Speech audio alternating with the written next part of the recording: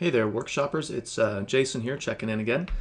Partly just to say hi and maintain this kind of presence or persona as we talked about it a little bit in class the other day, in our online environment too, and also to, like I might more proactively for students, kind of walk through what we're doing as far as our units. Right, we've gone through our introductions. We're in the midst of Unit 2, thinking about all things hybrid. We'll move to the world of doing things online, not just academic things, but kind of personal things as well, whether it's booking travel or renting a car or stuff like that, paying bills. And then I also wanted to let people know, which you probably could guess here, but if you're itching to get more of the practical hands-on, how do I design my course, that is coming. So we begin to get it here in Unit 4, and it sort of informs the rest of us moving forward. We do some individual units, but we work towards a kind of capstone presentation of each of us gets to show a little bit of a course that we've designed. And so obviously we'll talk lots about this in class, and there's guidelines here in Unit 4, but if you were getting a little bit antsy to do some more hands-on actual course building, that's coming. Like I mentioned in class, I kind of stay away from doing that on day one because people then get a little bit mired potentially in the nuts and bolts of their own individual situation. And so I really do believe that course design, while you can probably identify some overarching principles, is most productive in terms of like the conversations you can have about it when they tend to be a little bit more discipline specific. So in other words, I think course design is going to be different for a hybrid course in terms of how the pieces integrate, what goes where, what happens when, is going to be different depending on whether it's an English class or a biochem class or a health studies class or whatever it happens to be.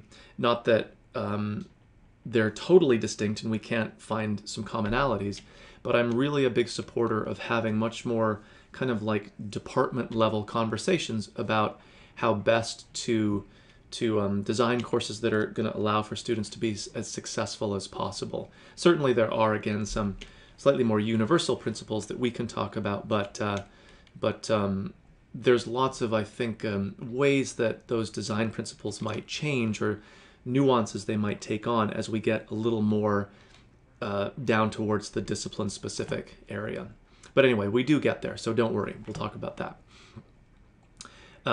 But my other concern then is also that if we get too focused on just your individual course, then we lose that sense of like an institutional discussion like we'd like to have about what our students come into hybrid classes thinking a hybrid is, if they know it's a hybrid.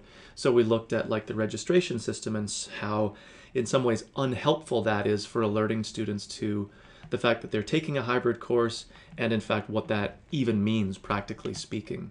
And again, notice that even that feeds into fairly particular problems of course design or issues of course design, because you've got to be conscious as a course designer and then of course as a teacher of how do you manage expectations that students are likely to have coming into your course. More orientation time, producing a video or some sort of walkthrough, even if it's a handout kind of a thing about how your course works, and that sort of thing. Okay, what else?